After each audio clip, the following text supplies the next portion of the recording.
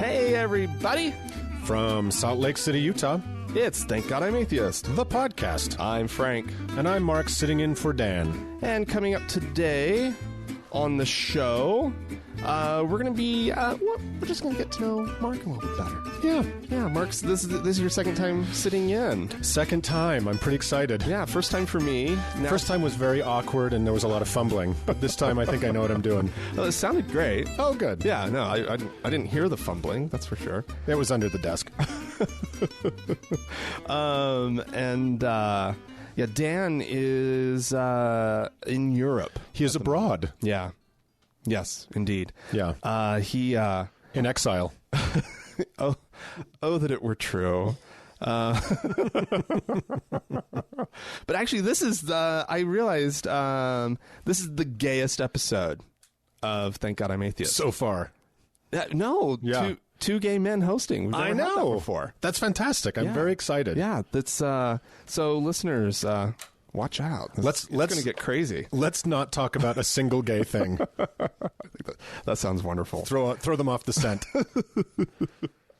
All right. Do you want to start, or should I get going? I whatever you want. I can start. I have a juicy one because it's very au courant, and yeah. Okay. We've traded Dan to Europe, and from Europe we got a pope.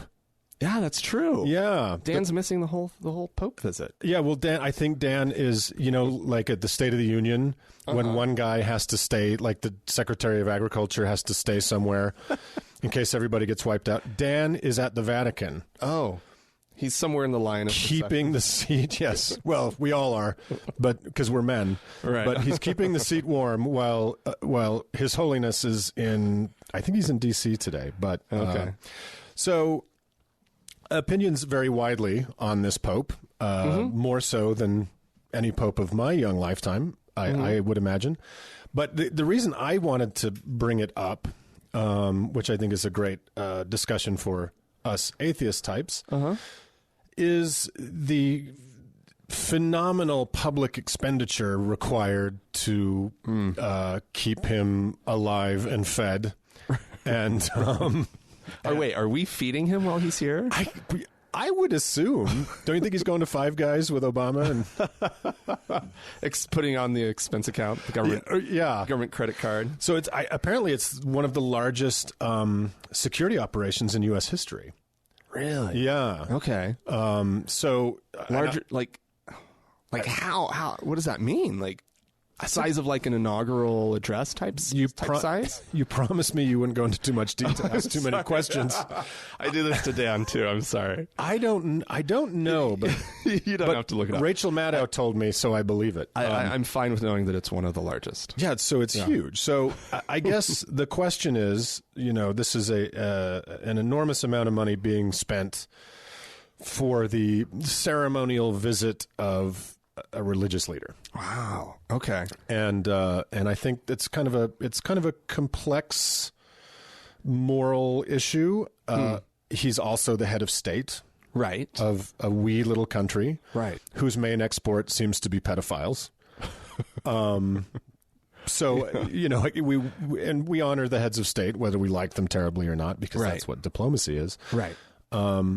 But gosh, it's in the tens and tens of millions. So, but most heads of state don't have the same sort of influence that clearly the Pope has in the country, nor the fan base usually. Right.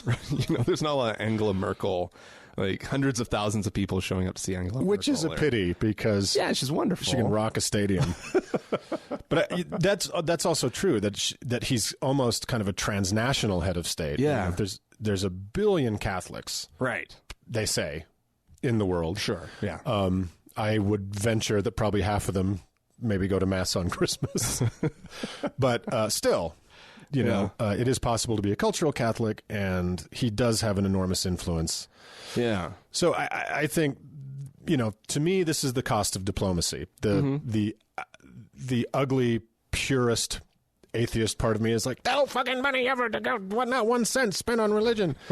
But I think this is one of those circumstances where, currying influence and favor and trying to influence their behavior by being decent and welcoming is an appropriate expenditure. Well, and he was a major part of this new peace between us and Cuba, which is awesome. You know, so yeah. I mean, the least we could do is throw him a steak dinner and take him to Five Guys. Do you know he's never been to the U.S. before?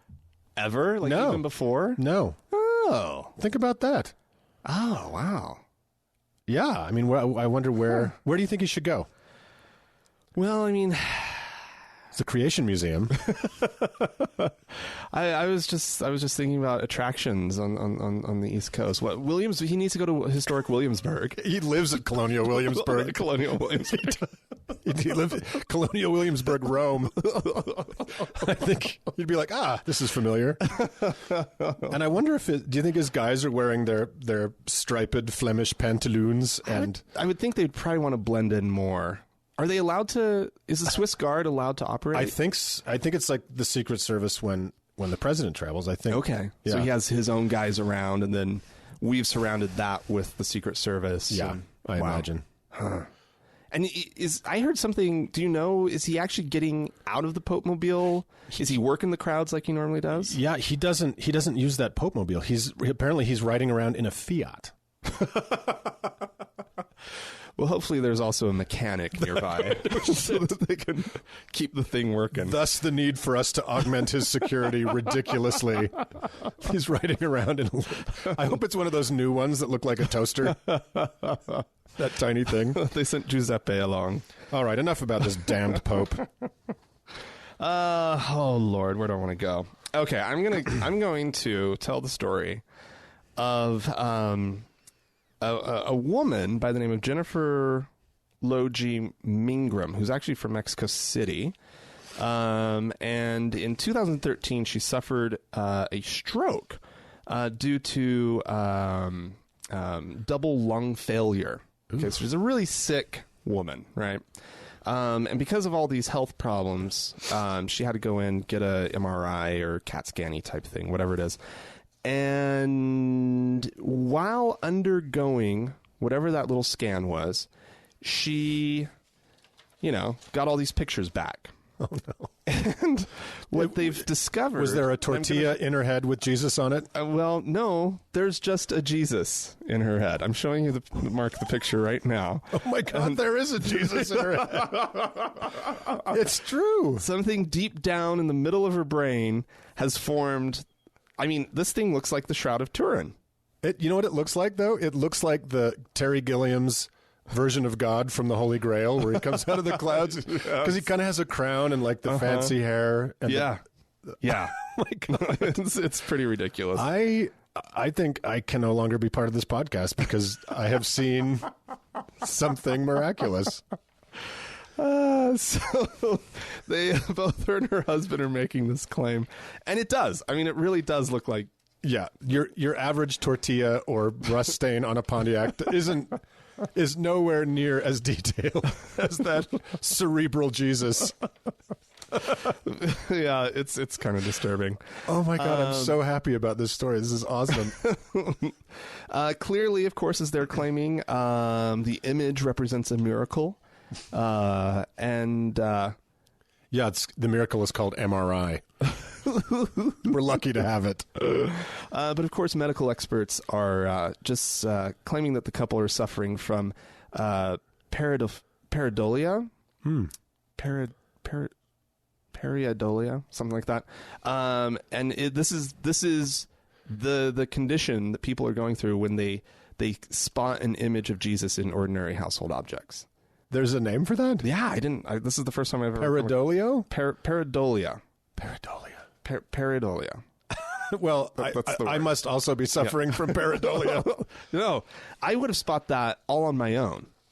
Like, there is no doubt that that's sort of a standard Jesus image. And you found this in the Daily Mail, so people should Google that because it is... Yeah. He is risen.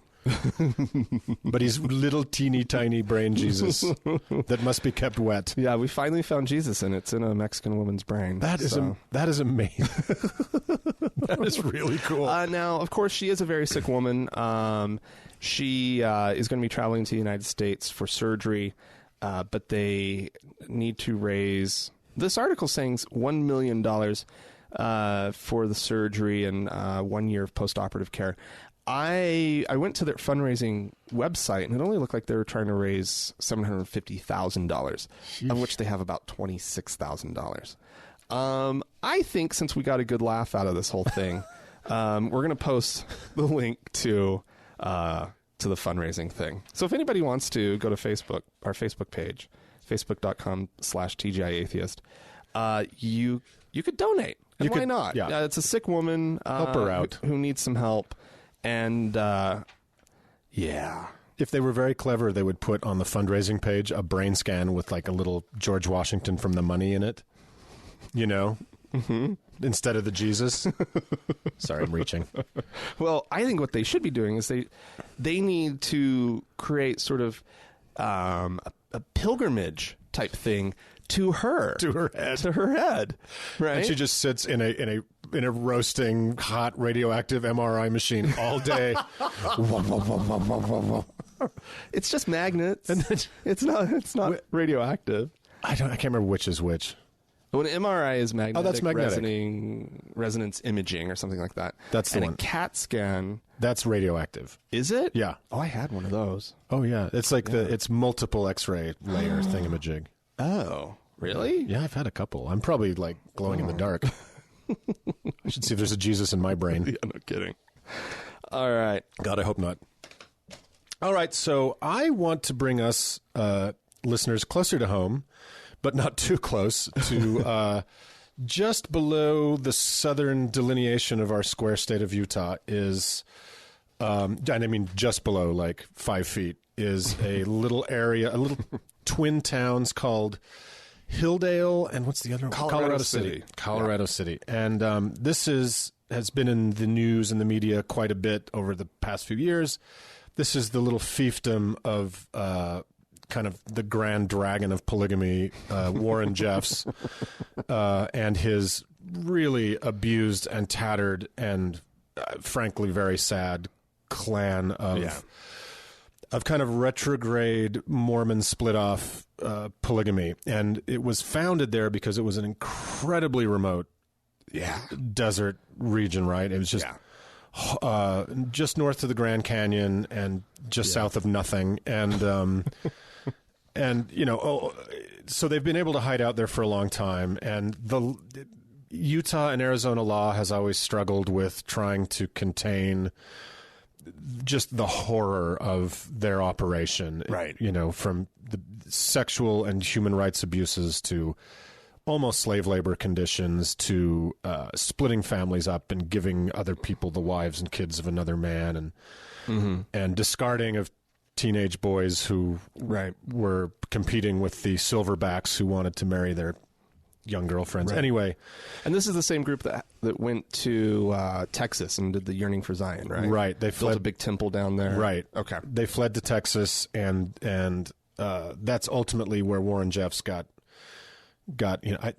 probably locked up forever. Yeah. So it's just terrible anyway. But tragedy, serious tragedy, really struck these people. I think it was last week.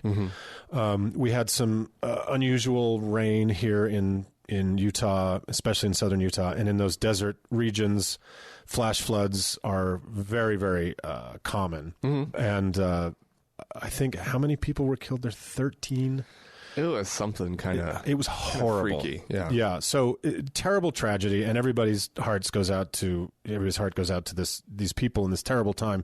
But beyond just the awfulness of that, and again, these media shy people being exposed to a lot of international media and national media because of this, they're kind of angrier Amish people, right? They're Amish people with guns, essentially.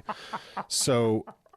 It was further complicated in this really interesting way because it's true. That's just really, isn't it true? It's true-ish. Yeah. Yeah. I mean, they drive around in trucks. It's like the Amish are true-ish. This is also like that's true-ish, polygamish. But they have their own police force they call the Marshals, which are not nice people. Right. If you ever want to meet one, just drive 5 feet off the main road into Hilldale and they'll find you. Have you been through there? Yeah. Okay. I've worked quite a bit in St. George, and occasionally on the weekend I'll just go for a drive and let's drive through Colorado City because it's spooky. But Well, yeah. yeah. Anyway, but you're right. Like it's sort of if you're coming from St. George, that you would go through it just to get to like the North Rim of the Grand Canyon, or or to get over to Kanab. Kanab, exactly. Yeah. Okay. If you didn't want to go through Zion anyway, it's a lot of or even Lake Powell. If Right. you're going over from Right. Okay. Right. Okay. So that's us giving you an audio roadmap if you're ever in the area. But what's really fascinating is they have their own police force. They do not like outsiders, especially outside law enforcement there. But here was this horrible event that overwhelmed them. So there's all this mistrust. There's all, it's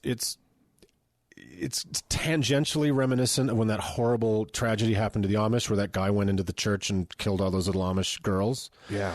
And suddenly there's, law enforcement engaging with these people who just kind of rather not. Right. And so it was fascinating that there's a lot of men who've been shunned by the community who wanted to come help, but were scared to go in because they're afraid they might be shot or chased down. Okay. So anyway, it's just one of those, when your crazy orthodoxy and your pretend ways come in contact with, the actual world as it falls apart. It's just very interesting to see how they reacted to that.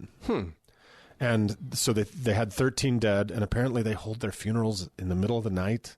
That is so weird. It's so weird. That's not normal FLDS stuff, is it? I don't know. It kind of said it wasn't, and I think it's because the families have been so fractured by being shunned and being reassigned that, rather than the shunned son coming in the middle of the day for the funeral, they just do it in the middle of the night so he can't show up, is kind of what I'm getting from it.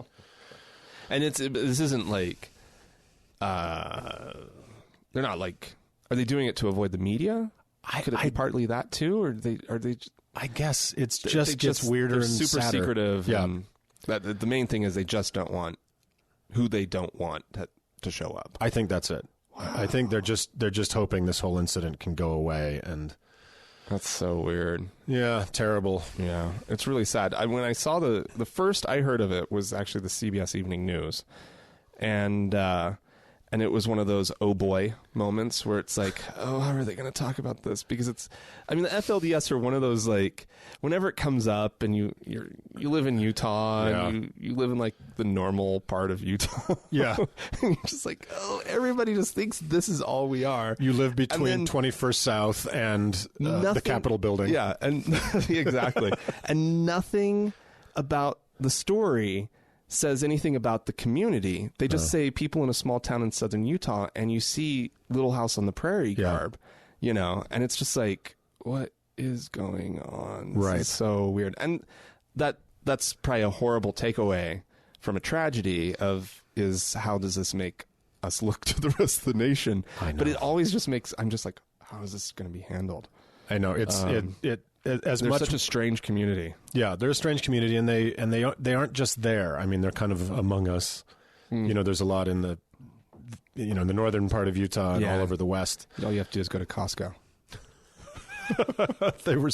I'm surprised there's not a Costco in Hilldale.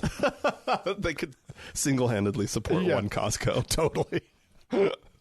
All right, let's not talk about this sadness anymore. Yeah. We're sorry, people of Hilldale and Colorado City. No, it's a true tragedy. Much love, but knock your shit off. Yeah. All right. Well, I don't think we could go or get through this episode without talking about the teen clockmaker down in Texas, who, Ahmed Muhammad is his name, 14 years old, and a student at a high school in Irving, Texas. I can't remember the name of the school. I think it's the Shit Heels. Probably. Yeah. MacArthur High School. Yeah. So he arrives at school and brings in a homemade clock. This is a bright kid. He's wearing, everybody already knows this, right? Because you've seen the story. I don't know how you could miss this story. Unless you live in Hilldale, you've seen this story.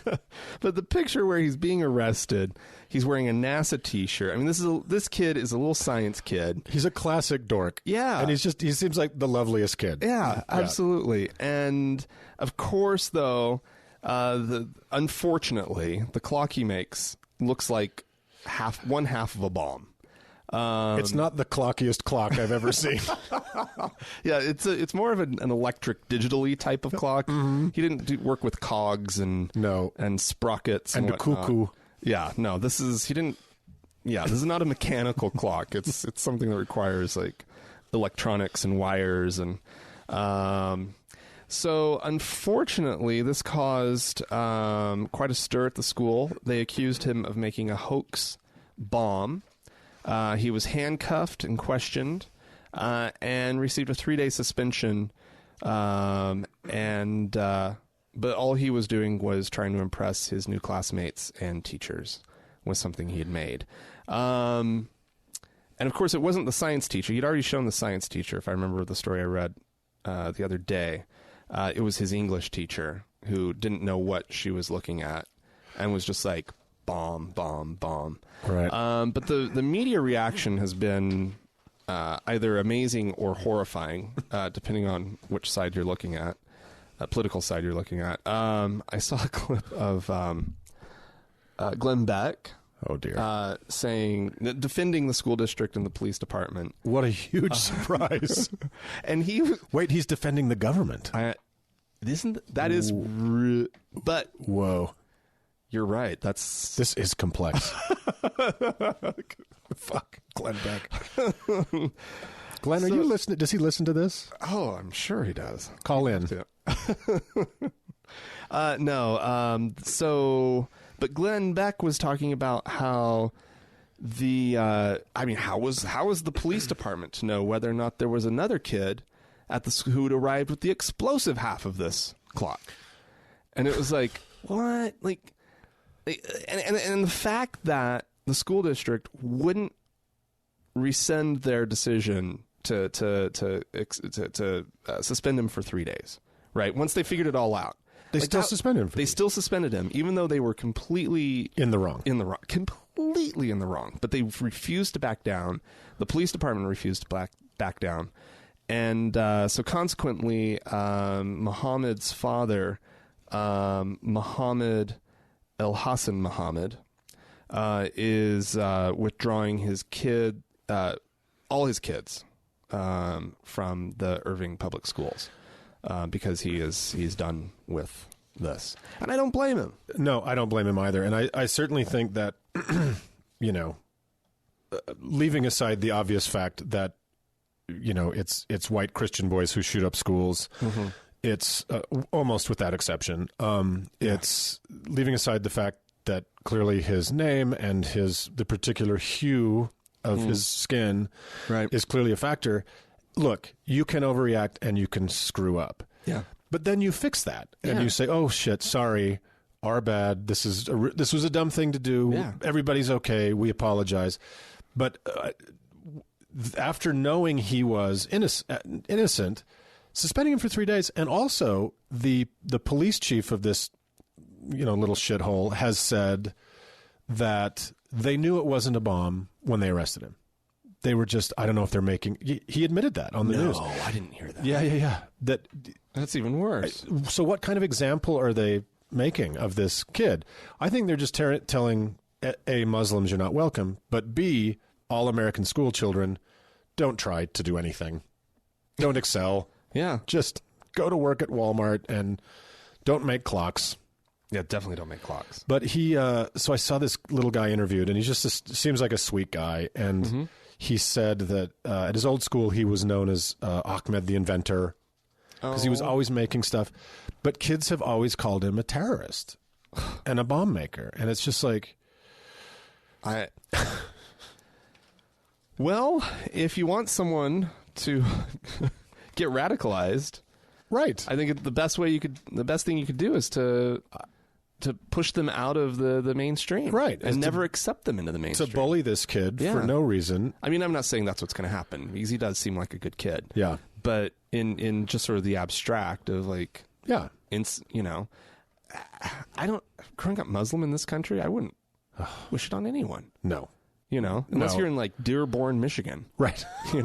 But that's it. Yeah, which is the Muslim capital of the United States. I don't know. It is the Muslim. It's a huge population there, but it's really sad to see this happen.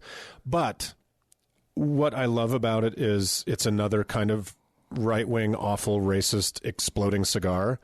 Like, they just go ahead and light that cigar. It's going to blow up in your faces. And now he's going to the White House. And now MIT and Harvard are like, please come here. And he's going to go to NASA. And Facebook. And and so it's like, you know what? Good. It's great that out of this stupidity comes opportunity for this kid.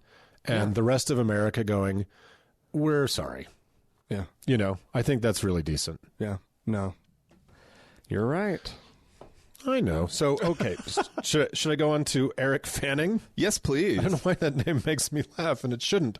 Because, inshallah, he will be the next Secretary of the Army.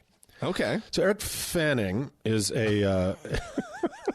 so, he is apparently... He's been on the civilian side of, like, the Defense Policy Institute and think tank, and all kinds of civilian roles in the armed services, and has come up through the bureaucracy. And, you know, obviously there is this whole non-military side to the military.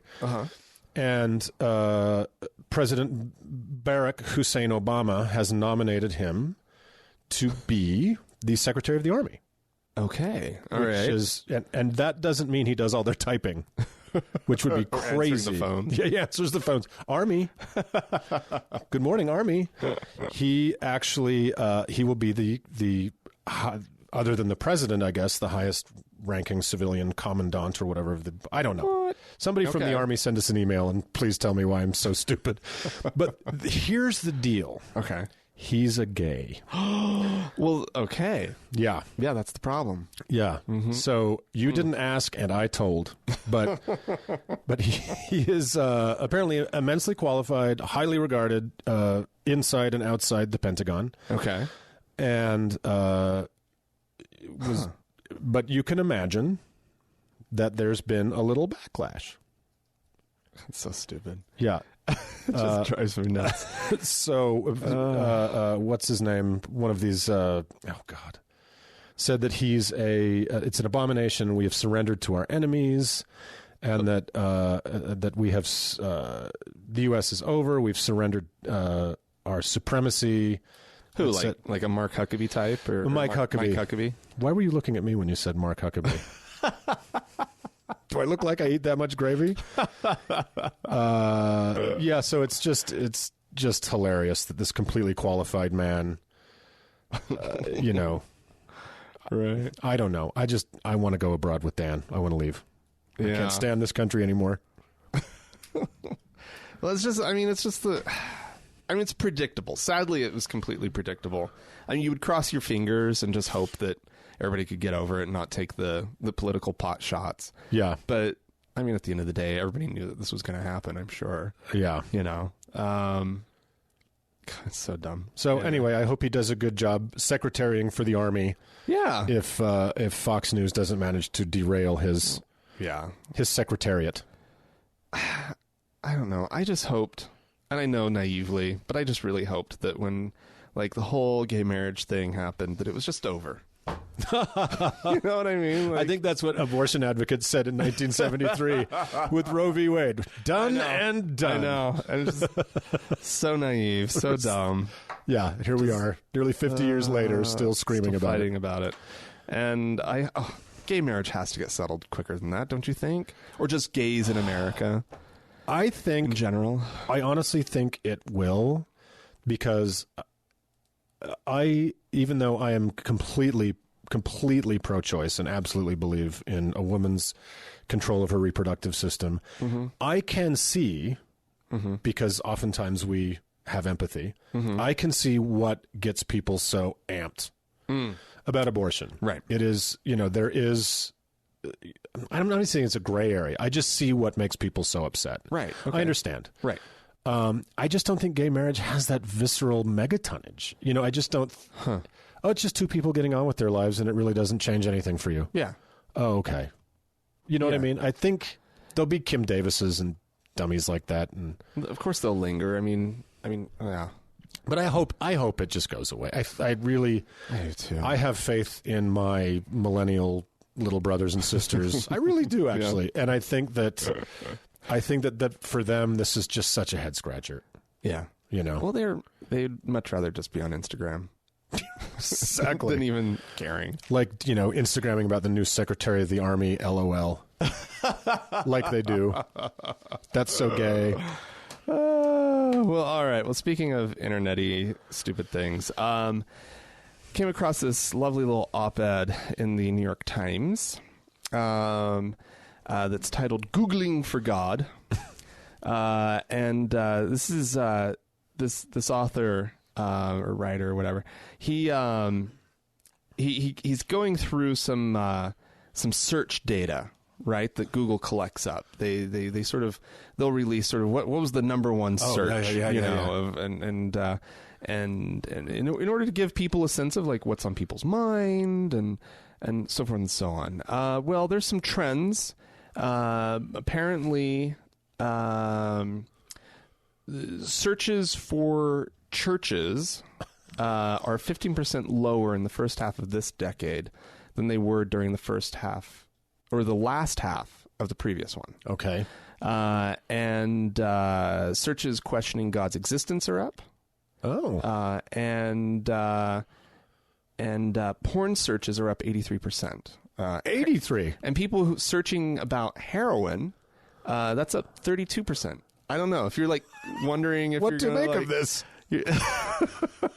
No, you're sitting around. And you're like, oh, should I try heroin? Should I not? You know, you get online. I mean, I don't know. Let's ask the Google. Yeah. But anyway, love thy neighbor is still the most common search with the word neighbor in it. Really? But it's interesting the questions that people have when they're searching about God. The number one question in the country right now is who created God? Wow. The second one is why does God allow suffering? Wow. And the third asked question about God is why does God hate me? Wow. Yeah. The fourth is why God needs so much praise. These are all very good questions. Yeah. Very good questions. Then there's this one's amazing. Why did God make me blank? What do you think the number one thing that people, when they type in, why did God make me? Oh, I'm just going to be so depressed by whatever this answer is. Is it, please tell me it's not a race. No. Okay. No. A gender? No. Gay. It's in there, but it's not the number one. The number one is ugly. Oh, my God. That is so fucking sad. But you did touch upon the other two of the top three, which are gay and black. Oh my God. Fuck. That is so wretched. Oh. It's just awful. That's really, it's fascinating. And I guess it speaks to a certain isolation that a person is experiencing, whether they're young or, you know, whether they're just realizing, A, they're gay or just realizing they're black or whatever. But that these are existential questions that people are asking Google. Well, but they're also questions that you probably don't have someone to ask in your life. Because many times you can't. Yeah. And so why am I gay? Yeah. You know, why did God make me gay? Which is a stranger. Why did God make me gay is stranger than just saying, why am I gay? Like, why? Yeah. Like, of course, it's the long-term atheist in me. I don't really care what God thinks. You know, why do you hate him? Why do you hate God?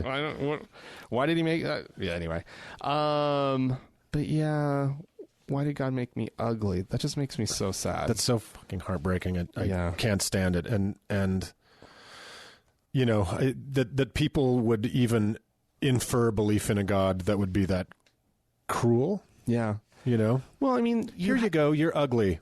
Well, there's certain life lessons that you have to learn.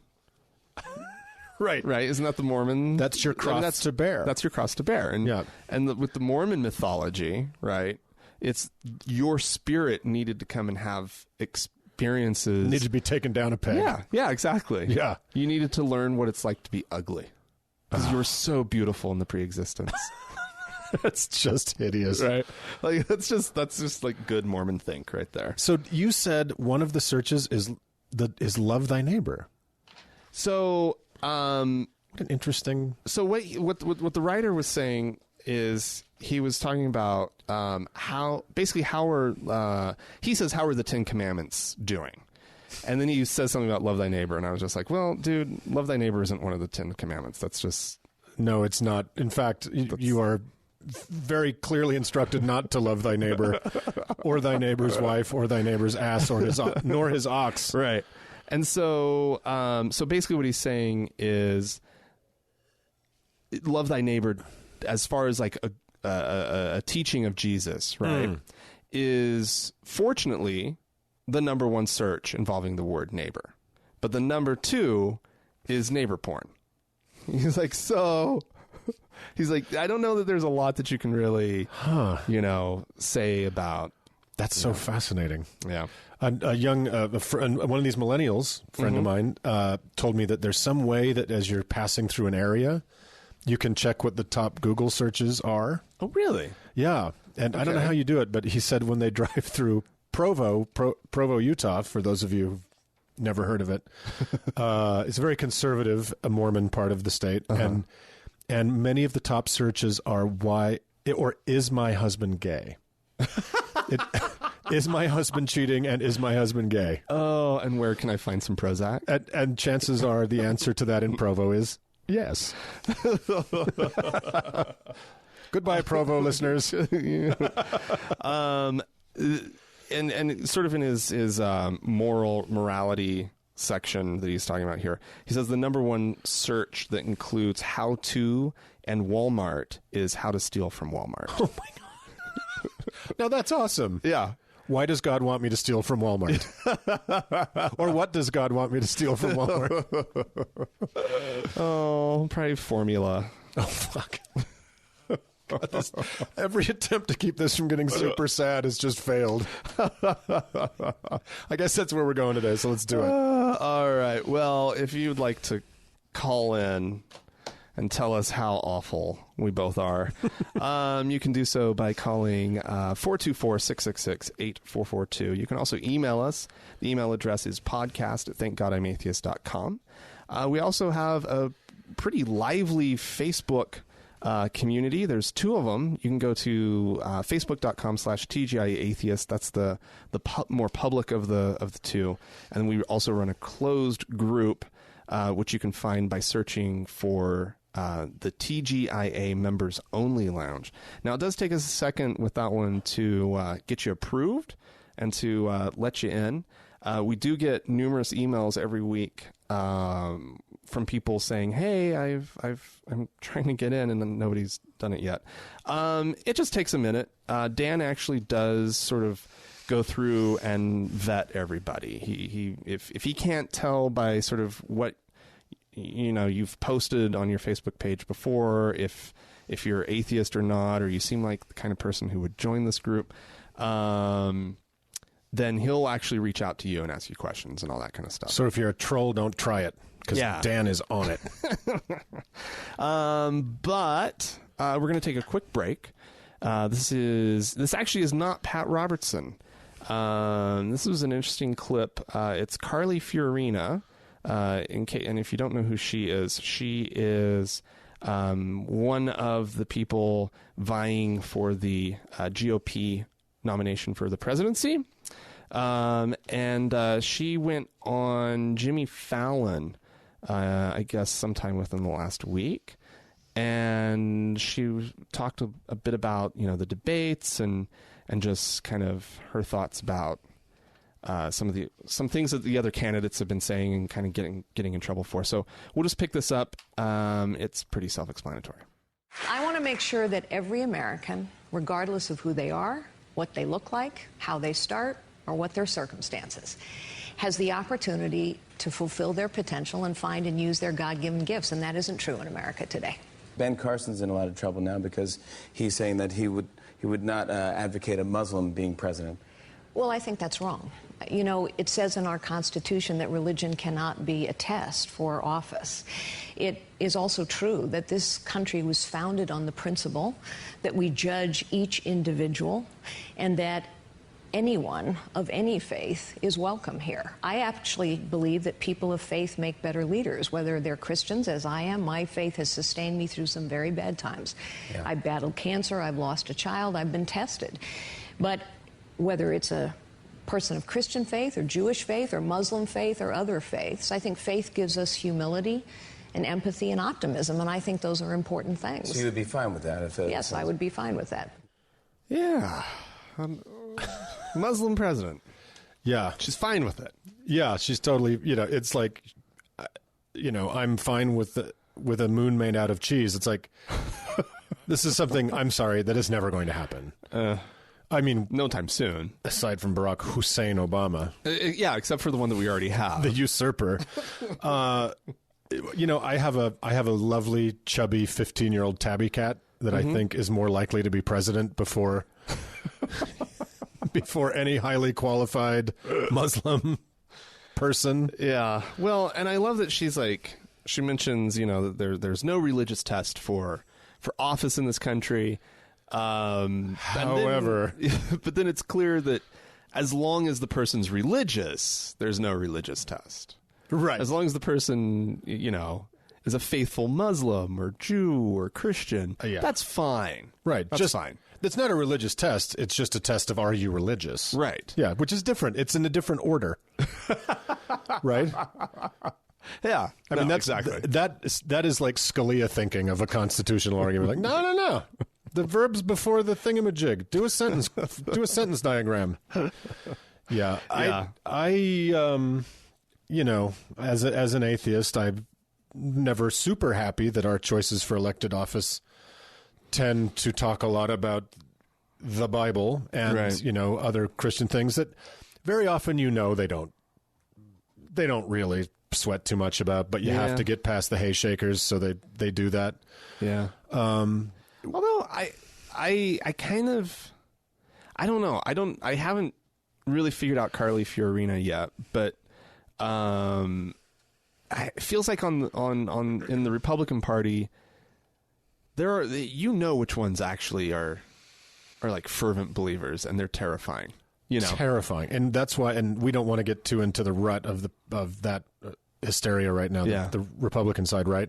Well, yeah. Or we can talk about it. It's fine. But the hilarity of watching Donald Trump touching a Bible like it's a sweaty stick of dynamite and kind of shaking it around, and this man is as familiar with the Bible as I am the dark side of Pluto. Right? Yeah. No, it's totally true. He panders badly there. Yeah. And if Jeb Bush might be a man of faith or not, it doesn't seem to be scary or a real issue with him. Carly Fiorina could actually be terrifying. I haven't figured it out yet. But you've got your crazies. Yeah. Your Huckabee. Your Huckabee for sure. I mean, that one, dear God, he's insane. And then your other ones, but whatever. I think what Frank and I we've discovered we most have in common is we hate Mike Huckabee. I know that's really controversial. Yeah.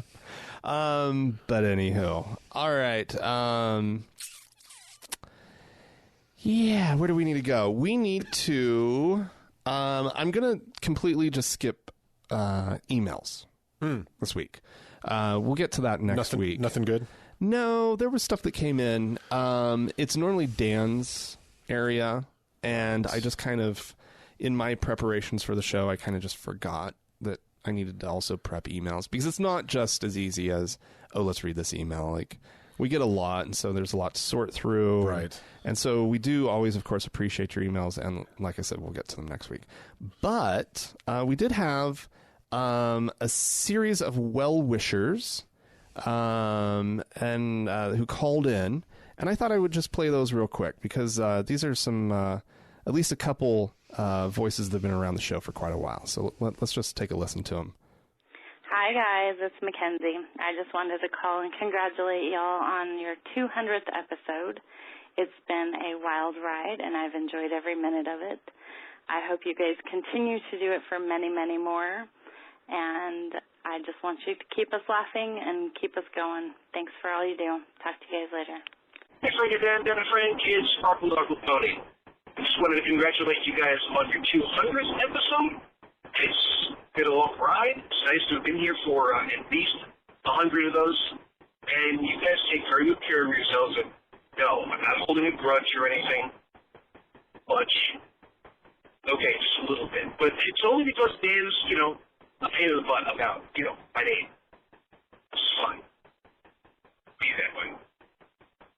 Congratulations again, and good luck on the next 100. Talk to you guys later. Bye-bye. Hey, guys, this is Mike in California. I call in to say congratulations on your 200th episode. I am a first-time listener. I just heard you guys on Cognitive. I love them. You guys are just like them. Just not as funny. So, but I do enjoy you guys. Hilarious. And glory hole. Okay. All right, Mike. Thanks for your call. You're not the first person who wanted to say glory hole on our show, but I decided to let that through. Because, last week with the cognitive dissonance guys, they were great. I have to say, we are riding the cognitive dissonance bump. Oh, yeah? Moment. Oh, my God, yeah. You guys were great.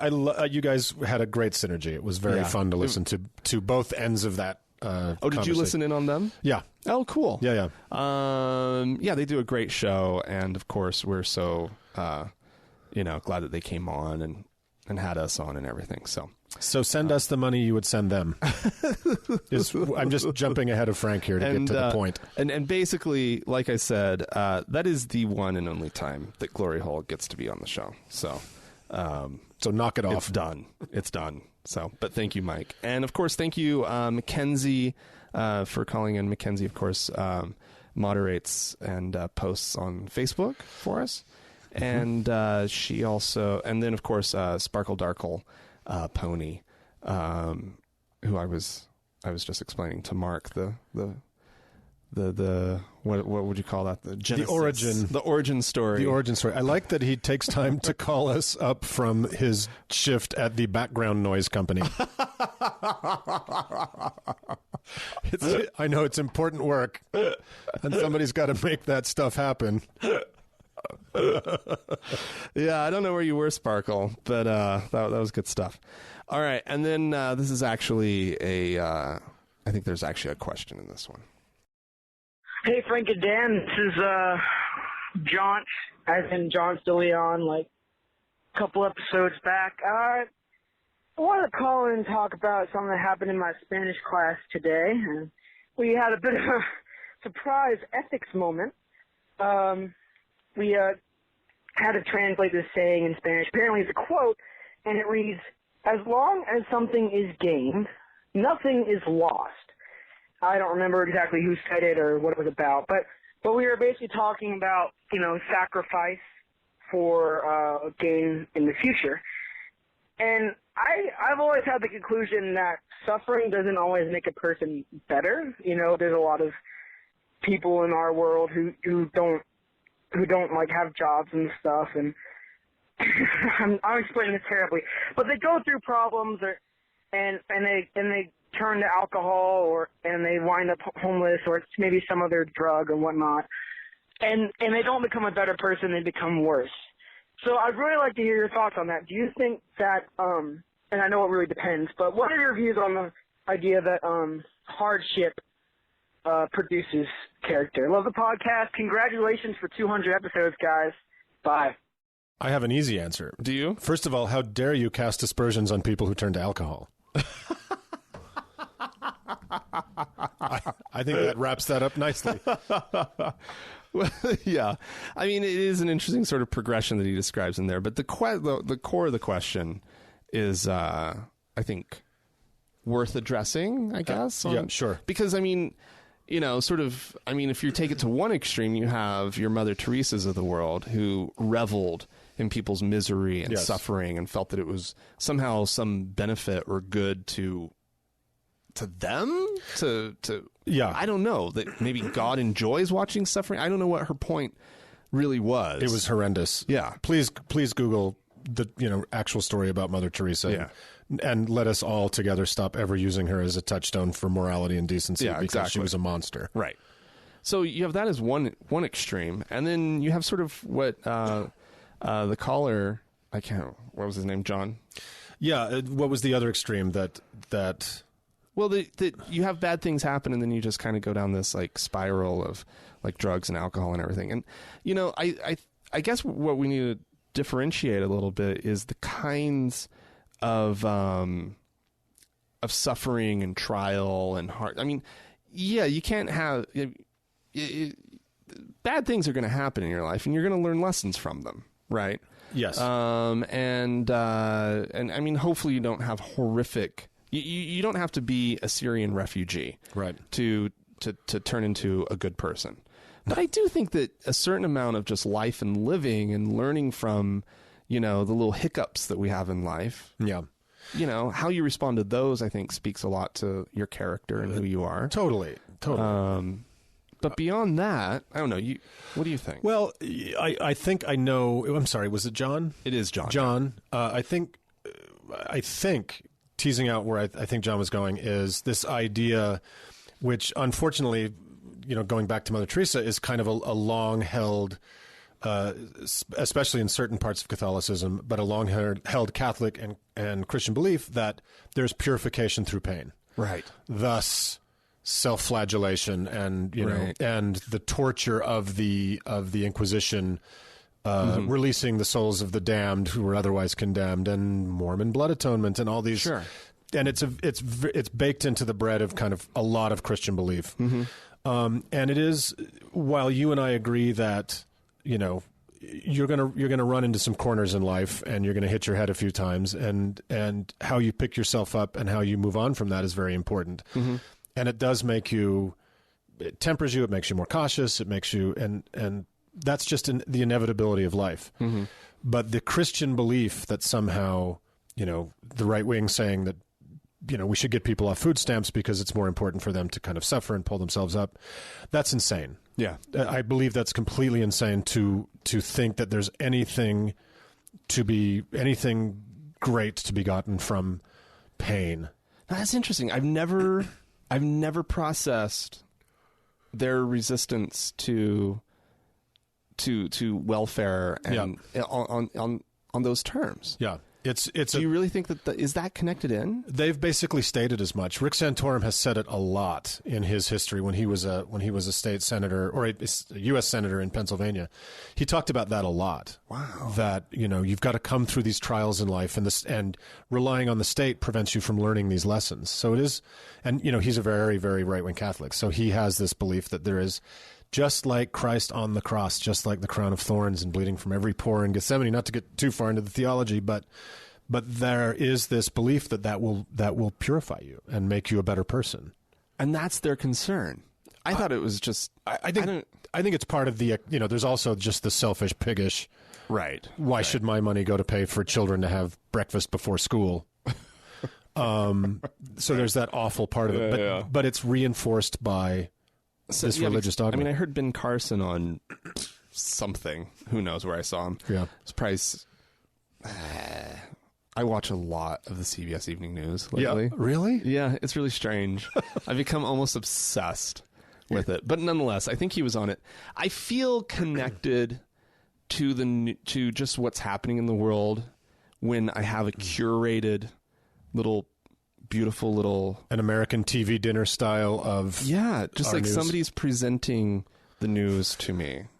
And then I read and I figure things out and on my own and whatnot. But I kind of need that one moment of just like sitting down, turning on the TV. Anyway, so Ben Carson was talking about how the Republican approach of extending a ladder down so that people can climb up themselves. And right. that's sort of the important different, the Republican approach and everything. Right. And I was just like, I've never heard it phrased quite like that before. And that's insidious because it sounds so reasonable. Yeah. So Like, of course, no, we're going to create this ladder for you. Yeah. You know, and that's all it takes. And then you just climb it. That's Right. all you have to do. Yeah, it's just this idea of suffering as purification. And also, there are luckless people. Yeah. There are people born into terrible circumstances, and there are people born without, the full toolbox one needs to get through life, whether it's physical or mental or emotional. And them suffering further is not going to build character. It's just going to wreck an already vulnerable and unhappy life. Right. Yeah. So, John, I think the answer is you should not be taking Spanish. Avoid it. Yeah. It'll ruin your life. You're learning strange lessons in it, John. Yeah, you're not learning Spanish. Learn the language, John. Why was it ethics all of a sudden? All right. Well, that kind of wraps up that part of the show. Oh, everyone, Patreon. Patreon is blowing up. Oh, yeah? Yeah, so we need to thank everybody who's been helping out with Patreon, this switch that we were on a platform called Joyride. That's shut down. It's done. They're closing shop. In fact, I think as of the 30th of September, there won't even be like anything there left. If you type in getjoyride.com, there won't even be anything. So, but it does bring up one issue. Before I get to the donors, there has been the question of where else can I listen to Thank God I'm Atheist? Because kind of unbeknownst to me, Joyride also had a player. Oh. So there were people listening to us on Joyride. I had no clue. Oh. It wasn't just a funding platform. There's people listening to you in Spanish class, too. Indeed. And so we are available on iTunes or on Stitcher. Those are really the two main big platforms that I know we're on. Now, I've heard rumor that we've been sort of placed on some other platforms, but that's just, I think those platforms just sort of picking up RSS feeds and just being aggregators rather than services. So there are other things out there. But Stitcher and iTunes are the two big ones. If you're on an Android device, go for the Stitcher. Just download it. It's an app. And if you're on an iOS device, you can just listen to us through the podcast app, right? Isn't that how you do it? How do you do it? I think I just go to listener. I go to the website. You go to the website. I do. Okay. Is that old-fashioned? No. But you're one of those. When our stats get broken down, you're one of the people who listen. That's right. Okay. So you can go to thankgodimatheist.com. Yep. And over on the the left-hand side of the page, there's just a little... It says recent podcasts. Recent podcasts. Yeah, and just click on that. Yeah, that's right. And then listen to the whole back catalog. Yeah, it's all there. It's free. There's 200 of them. And yeah, but I do need to thank everybody who has either moved over to Patreon or has just picked up on the fact that we're doing this fundraising thing. So let's see at the. I'm just going to run through everybody. We have Karen, April, John, Lee, Patricia, Atlas, David, Mike, Willow, Michael, Chipmunk, Henry, David, Marshall, Amy, Michael, another David, Aragon, Kelsey, Caesar, Rebecca, Jason, Josh, and Judy. Judy, I'm going to be checking in with you to make sure that you realize that is a per episode donation because you're being very generous. We appreciate it, of course. It's too late to change it now, though. But yeah, there's a lot of generosity here. We really do appreciate it. Things have been restructured just a little bit at Patreon. You can find our campaign at patreon.com/TGIAtheist, or you can go to thankgodimatheist.com and click on the support tab or actually there's a little banner off on the right-hand side of the page where you can just click on that, and it'll take you right over to our Patreon thing. Now, I do know that some of you have been having some difficulty following the link. There have been an error message or something. I've been in touch with the Patreon support team, and they cannot replicate the issue. So I would suggest whatever you're doing to get to the campaign, try something different. Maybe go directly to the Patreon, patreon.com, and searching for Thank God I'm Atheist, or if you've been following the link, or if that's what you've tried, maybe try following the link. Otherwise, I really don't know what to say. It's good life advice generally. Just try something different, right? Or reset your, clear your cache and cookies. That would be the other. I've been told that. Clear out your cache. Clear out those cookies. I don't know why that helps. I would need a teenager to come show me how to do that. I don't know how that works. Just Google it. Just look out. How do I clear my cache and cookies? I'm too busy looking up why God made me ugly. Yeah, and actually, be careful if you do delete your cookies. Then there goes a lot of stuff. a lot of websites that recognize you when you pop back, they'll stop recognizing you for a minute. But anyway, so that's just a warning before you do something so haphazard as deleting your cookies. But maybe it'll help. Consider your cookies. Yeah. And if anybody else out there, you might be better than Patreon's tech support or whatever. If you have any suggestions, if you understand the internet and how it works, let us know. All right. Well, Mark, this is your second time on the show. It is my second time on the show, and I was remiss the first time by not saying what a huge fanboy I am. And you guys, it's crazy when you live in a backwater like Salt Lake that something you really cherish happens to be in your neighborhood. And so through a fun series of events, I met these guys and became a bit social, and dreams really do come true. I got the golden ticket, and I'm sitting in Dan's chair while he's sitting in the Pope's chair. So yeah.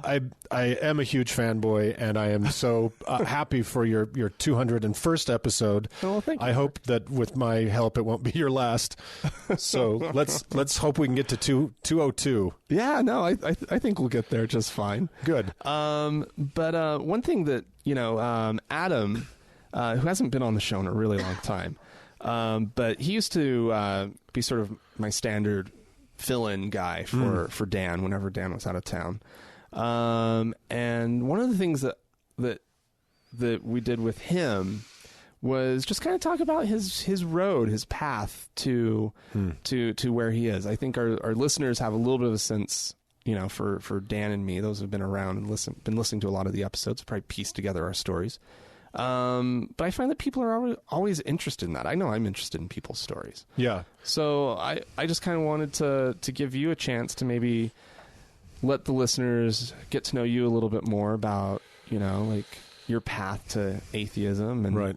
who you are in that sense, Yeah, well, thank you for that opportunity. Yeah. And I also have to say I love the banter you guys have, and I love the topics you cover, but I do really...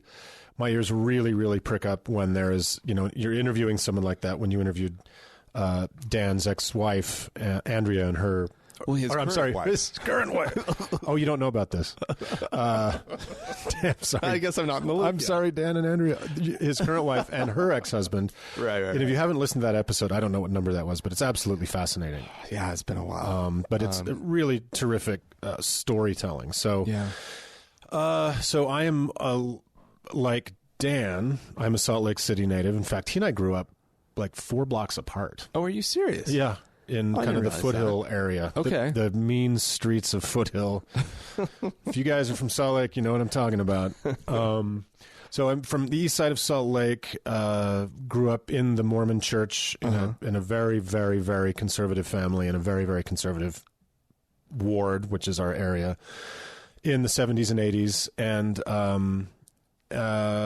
unlike a lot of Mormon guys I know who really struggled and took a long time to find their atheism, and as we know, many, many, many did, and are still doing. I kind of count myself as I was never a believer, like ever. I don't think so. I think that I did what my family did, and I did what my neighbors did. I basically didn't know any non-Mormons. So were you okay? So I'm just trying to figure out what little 8-year-old Mark, sitting in primary. Imagine me without the mustache, and you got it. Okay. But like, were you a skeptic? Were you asking hard questions, or no? It was more visceral. Okay. It was more gut, and you just didn't feel it. I didn't feel it, and I just did not have the attention span to listen to a sacrament sermon or another reading of Second Alma. That's a thing, right? It's so, for those of you who are Mormon, you know exactly what I'm talking about. Or for those who aren't, Mormonism is, if more than anything, a test of endurance, and it is very, very, very boring. It's absurdly boring. It's so boring, and it's the aesthetics. That was another thing. The gay man that I eventually would be. I'm very aesthetically. That's my life, and so Mormon churches are really terrible. Yeah. They're just awful, boring buildings that look like, a courthouse or... And you're very into design just in general, right? Yeah. So, like, so... it was colorless and it was lifeless. The music is just like... droning. Oh, my God. It just grinds your bones into dust. It's so boring. Yeah. So there was the aesthetic part, which is kind of funny, but it's actually true. And then there was the... I came from a very conservative family, as I said, a very, very Mormon family. Yeah.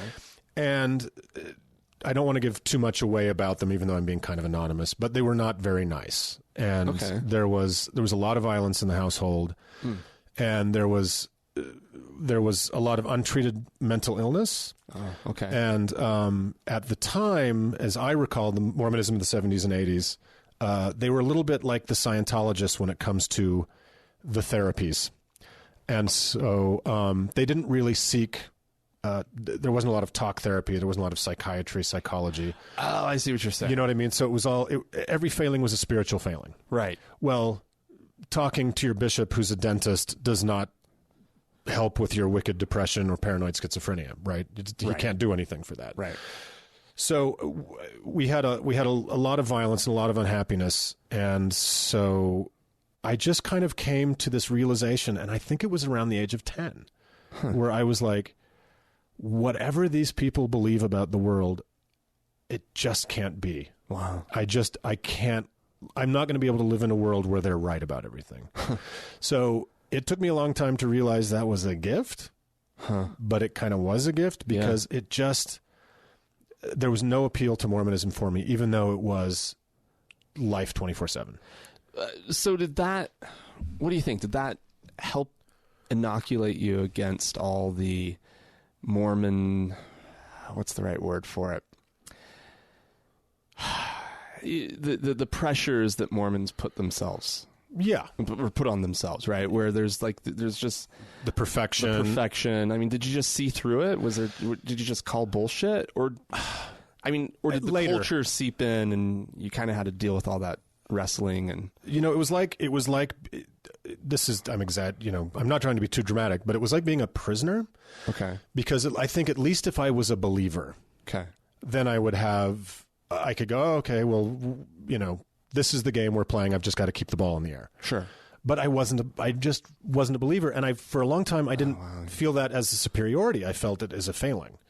Like, this doesn't speak to me. When in fast and testimony meeting, when Mormons get up and they haven't eaten 2 meals, so they're practically homicidal, and they get up and bear their testimonies, and there's a lot of public crying and weird emotions that Mormons normally never show.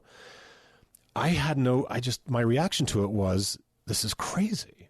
Oh, wow. Like, I got to get out of this. Now, it's folded into that souffle was that I'm gay. Right.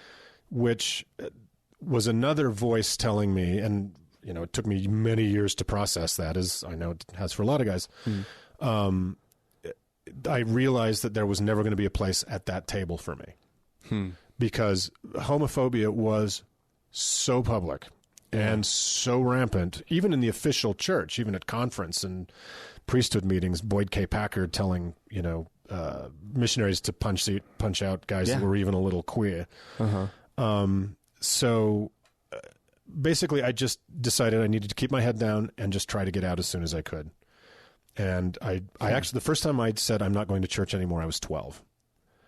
And I was very quickly convinced that was not going to be the case. So I just kind of realized I was probably going to outlive my parents and dug my heels in. And by the time I was 16, I was kind of not going anymore. Wow. It was very costly.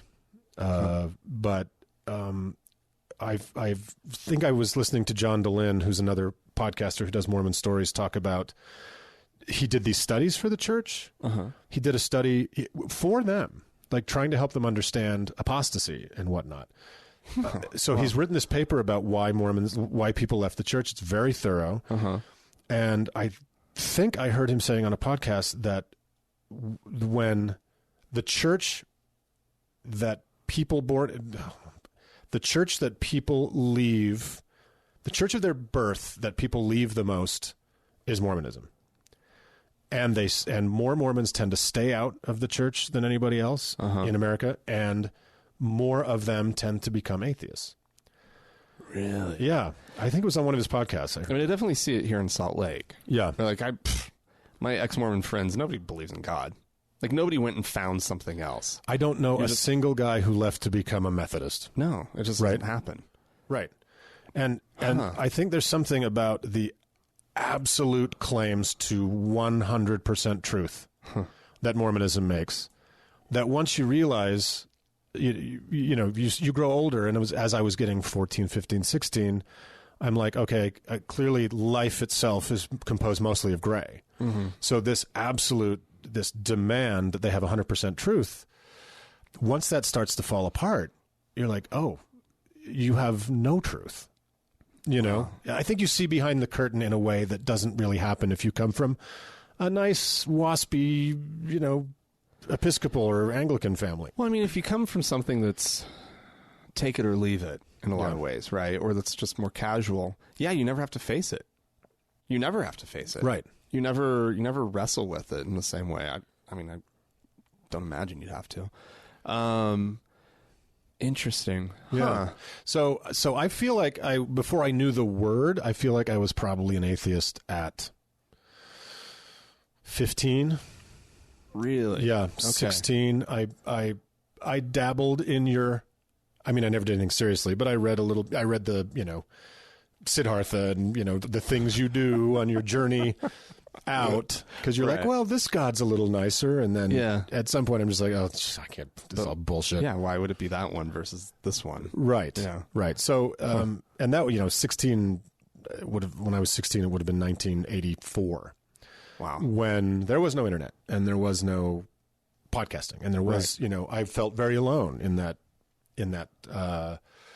belief or lack of belief. How long before you found other like-minded people? Well, I got very lucky because I work in the entertainment industry. Okay. And I had always wanted to do that since I was a little kid, because in my kind of colorless Mormon 70s life, the television was just this window into another world and into things that were beautiful and amazing and happy. And so when I realized that there was a profession that could take me through that looking glass into a brighter, happier place, that was kind of what I had to do. So my route was a little circuitous, but by the time I was 19, I had joined the circus, which was the entertainment industry, and went away to work with a bunch of people who were like, oh yeah, Mormons, heard of that. What's that again? And that was so great. And they were kind of a lot of people. It was a large age range, blue collar people, white collar people, artists, creatives. It was really a circus. And I realized that was home. So were you able to leave the state for a while, like get out? And okay. Yeah. I came back to Utah after different parts of the business started to happen here, but I was out of the state for probably 4 years. Oh, okay. Yeah. Okay. Something like that. Yeah, that would. But that probably nice saved relief. my life. Yeah. Because it's interesting. Like suicide is a big problem here in the state of Utah for young people. It is. And I think it's worse per capita. We have a bigger problem here than any other state. And it's close. It's close. It's huge for what should be. It's a beautiful, happy place that this is going on. Yeah. My impulses towards suicide had not a lot to do with being gay, which is often the issue, but being, just generally unhappy in a very, very miserable family situation, but just feeling so alone. Alone is a big one. Yeah. When kids don't have someone to talk to, there was nobody. Yeah, and you think that you're the only person who feels this way or thinks this way, and you just have no allies. Yeah, that's a terrible place to be. And at that time in this place, every institution was an arm of the church. Right. The public schools, the counselors and the administrators in the public schools were all in the church, and it was a very. If you ever confided something in somebody, you were very at risk of that getting back, to your parents, to your church authorities. So you knew you really could, if you had something that wasn't, if you were out of the mainstream in any way, you had to figure out a way to choke it down, stomp it out, hide it, or just run away. Yeah. I really had nobody I could talk to about. Certainly the gay issue was terrifying. So I just hid that forever. So it's the 70s. Yeah, 70s and 80s. So I was in high school in the early to mid 80s. And so, all the messaging you're hearing about being gay is AIDS. It's AIDS, and it's the Boyd K. Packers, the Mormon apostle, who's going around. So apostle?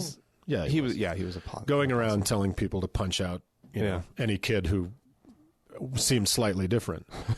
And the other thing that was, thank God, that was happening in 1982, 83 was MTV. And of course we didn't have cable because that was, any kind of fun or happiness in my house was strictly assassinated. But, my neighbors would have HBO or cable, and we'd go over and watch. I remember watching Thriller. Oh, right. That's how old I am. And watching Thriller when it came out and just being like, what? Yeah. But then there was also, Boy George and the Psychedelic Furs, and there was Billy Idol, and there was this kind of, from my totally Mormon worldview, was this peephole into this androgyny and kind of sexual ambiguity, and I was like, what the hell is all that? And it was terrifying, but it was also intoxicating. Yeah. So thank God. I'm a big believer in the power of the media. Oh, yeah. To do something positive for people and to to be Ben Carson's ladder down to someone else. And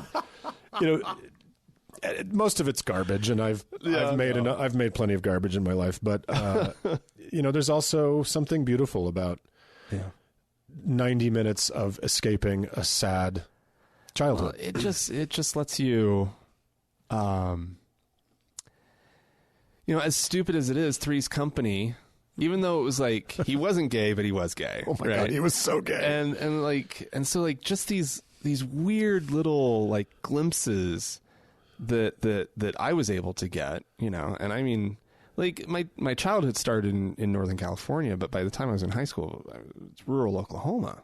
That must have been wonderful. And it was horrendous. Oh God. 2 of the worst years of my life were the first 2 years of trying to cope with my new reality. But nonetheless, television was, it's strange, isn't it? It absolutely let me know that there was something different out there. Yeah. That it wasn't, I knew it was all fake and everything. I wasn't delusional about it, but it didn't matter. Yeah. Because some adult somewhere, some authority somewhere was making this thing. Yeah. And it got past the censors and it got past whatever. Yeah. And so there was, even though most representations of gay men at that time were just the absolute worst thing minstrel ever. Show camp. Yeah. But it still was something. Yeah, it was something. There is at least a life. There is at least some hope out there. Yeah. So imagine, a generation before me.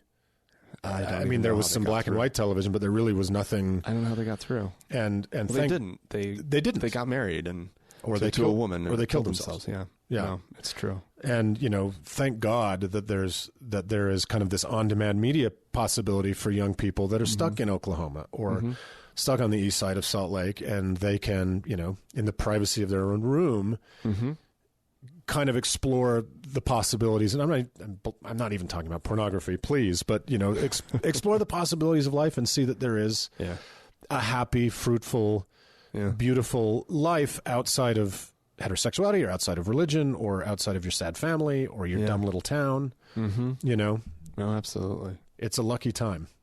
No kidding. I'm jealous of these kids. Yeah. Oh, goodness. Well, so you end up you come back to Utah. You still must be pretty young, though, when you came back to Utah. Yeah, I was in my early-ish 20s, and that's about... So I came back to Utah in my early 20s because there were job opportunities here, kind of being one of a million young faces in LA trying to work. Right. Was kind of diminishing returns. So I came and started working on some projects here that were very low budget. And that was about the time I started coming out, to myself and really just going, okay, gay. So I've got to do this. You're in LA. You don't come out in LA. I'm such a mess now. I did not come out in LA. Because I just figured. No. You leave, you escape the oppressive. Nothing in my life makes city. sense at all. I'm such, and it's just because I'm a dope. But I didn't come out in LA, and it took me. It took me a while back here, and I think when you come from a really abusive situation, it leaves you with such problematic issues of self-worth and self-esteem. If the people that are most important in your life, that are supposed to be taking care of you and nurturing you, alternately don't give a damn about you or are just in full attack mode, you question, I would have Googled, why did God put me in this family? Why am I here? Why did God put me here? Yeah. So that was a lot to it still is, in my mid-40s, that's still a lot to overcome. And so it was intimacy, and the first, for gay men of my generation, the stuff that you very fortunate young gay people and heterosexual people are doing in high school, kind of fumbling your way through the first attempts at intimacy. When you're doing in your mid-20s, in mid to late 20s, it's embarrassing, and it just feeds into that kind of the issues of self-worth.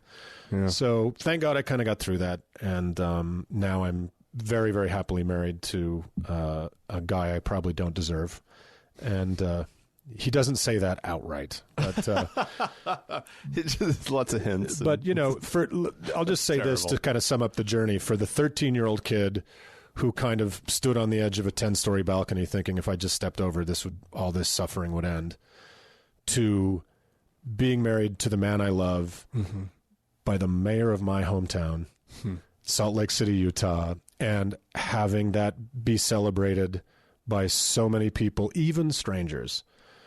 That arc in life is, remarkable even to a person who works in fiction like me.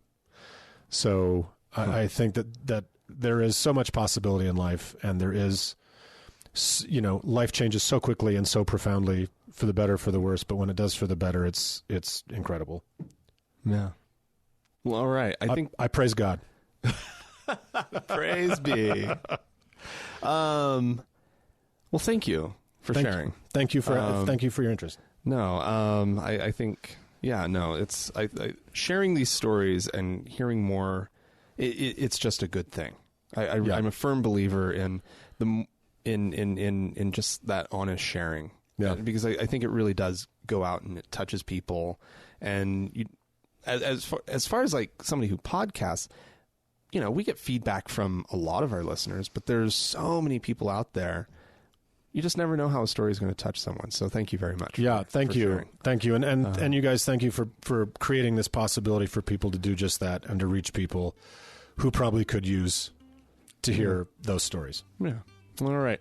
Well, if you would like to give us any feedback about anything you've heard on the show today, you can email us. The email address is podcast@thankgodimatheist.com. You can also leave us a voicemail. The telephone number is 424-666-8442. Then, of course, there's also our online presence. We have Facebook page, facebook.com/TGIAtheist. And also on Facebook, you can search for the TGIA Members Only Lounge. It's a curated, well, not really curated, it's a moderated community. It's a closed group, so you do have to request to join it. And like I've said before, it takes Dan a minute to do it, and he admits that himself. And of course, we always like to thank Mackenzie for all of her help on Facebook. She really does an amazing amount of work with posting and moderating and sending us the important messages that people send in, and making sure that Dan and I both see those, which is wonderful. And, of course, thanks to the Red Rock Hot Club for the use of their music. We, like I said, Patreon is up and running. The first goal that we have on there is $100 per episode. We're at $81.50 as of recording. That number's been going up fairly quickly, surprisingly quickly. When we hit 100, that'll, like I said, that's the first goal. We're going to be recording a special half-hour episode. We don't even know what that's going to look like yet, but it'll be a recording that goes out just to those supporters as a special thank you for getting our campaign back up and running on Patreon. Thanks to Joyride. Anyway, all right. Thank you, everyone, for listening, and thank you so much, Mark. Thank you, Frank. I appreciate it. And Dan, come home soon. I'm terrified. Bye-bye. Bye-bye.